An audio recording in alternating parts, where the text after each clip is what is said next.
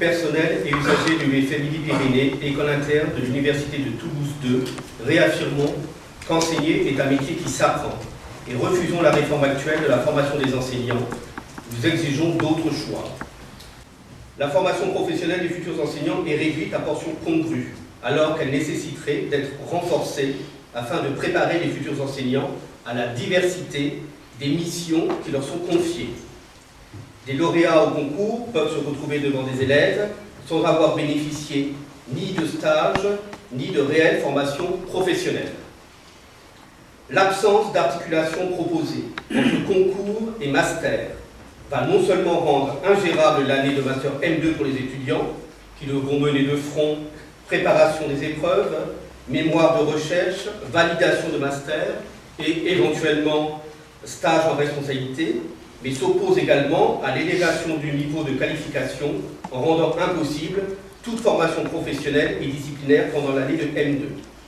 Aucune garantie n'est apportée à la pérennité du maillage territorial et au maintien des centres départementaux dans les régions. Avec les 19 organisations signataires, nous exigeons le retrait des décrets concernant la formation des enseignants et des textes d'application déjà publiés. Nous revendiquons la mise en place d'une réforme qui réponde aux besoins du système éducatif et permette une véritable formation professionnelle des futurs enseignants. À savoir, une réelle amélioration de la formation de tous les enseignants et la reconnaissance de celle-ci par l'obtention d'un master. La mise en place d'une réflexion sur la place des épreuves d'admissibilité au concours du cursus, actuellement prévues par la réforme, afin de garantir une place des futurs concours compatible avec la conception de master, de qualité, intégrant les dimensions nécessaires à l'exercice du métier. Un recrutement des futurs enseignants au même niveau pour tous les concours, PE, CPE, PLP, CAPET, CAPES, CAPEX. Un cadrage national des masters de formation au métier de l'enseignement. Une année de fonctionnaires stagiaires post-concours qui comporte au moins un mi-temps pour la poursuite de la formation professionnelle. Des garanties réelles sur le rôle, les fonctions et les moyens humains et financiers des UFM. La mise en place de dispositifs d'accompagnement financier renforcés et pérennes pour les étudiants afin de garantir la mixité sociale du recrutement des futurs enseignants. Des modalités adaptées pour les candidats des PLP, des disciplines professionnelles et VAE préparatoires. Parce qu'enseigner est un métier qui s'apprend, les personnels et usagers du UFM Midi-Pyrénées se mobilisent aujourd'hui 15 décembre, journée nationale d'action pour la formation des enseignants, pour réclamer une vraie formation professionnelle, garantissant une réelle élévation de la formation des futurs enseignants, conforme aux attentes de la société. On a l'impression que nos décideurs politiques actuellement font des effets d'annonce dans ce domaine-là comme dans les autres d'ailleurs, sans en mesurer les conséquences. Et je crois que si aujourd'hui, et ce soir en particulier à 17h30, il y a beaucoup de monde au départ de l'UFM de Muret pour dire notre colère et notre inquiétude avec les parents d'élèves et l'ensemble des acteurs du système éducatif, peut-être que nos gouverneurs reviendront un peu à la raison. La deuxième chose, c'est que je crois beaucoup, pour ce qui me concerne, et je le redirai à mes collègues qui vont arriver, ils le savent, à la solidarité, à l'harmonisation que nous avons la chance de pouvoir mettre en œuvre par l'intermédiaire de l'Université de Toulouse, du PRES, qui doit, en ce qui concerne le futur des IUFM et le futur des formations des maîtres, se montrer exemplaire. Nous ne devons pas faire du suivisme, nous devons montrer la voie. Toulouse est une ville universitaire, la deuxième plus importante de France, et Toulouse doit montrer la voie pour beaucoup de choses, et entre autres, et en particulier, pour résoudre le problème aigu qui est actuellement celui des UFM, de leur contenu, de leur mission, de leurs moyens de fonctionner. Les discours qui nous viennent des autorités de tutelle, et notamment du ministère de l'Enseignement supérieur et de la Recherche. Encore ce matin, Madame le ministre expliquait qu'avec la réforme, les étudiants seraient mieux préparés à rentrer dans le métier, puisque grâce à la réforme, ils auraient davantage que par le passé l'occasion de s'exercer sur le terrain et de connaître les réalités du terrain.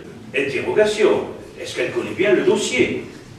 On finit par se dire, mais est-ce que les autorités de tutelle savent quel est l'existant aujourd'hui, le savent suffisamment pour pouvoir expliquer que la réforme qu'ils proposent va être véritablement, à leurs yeux bien sûr, une amélioration de l'existant. On a l'impression que nos autorités de tutelle n'ont pas regardé de près ce qui se passe.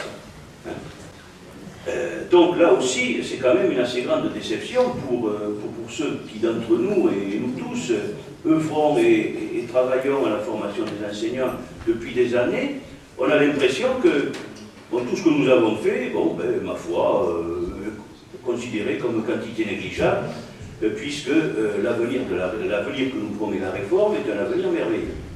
Les gens responsables, y compris du rectorat, des inspecteurs, etc., entre quatre yeux, tous me disent c'est terrible ce qui nous arrive. Tous, alors tous ne me parlent pas, évidemment.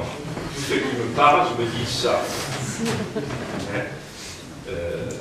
Et c'est quand même terrible que tout le monde sache la vérité et que quand même la machine elle puisse continuer à fonctionner.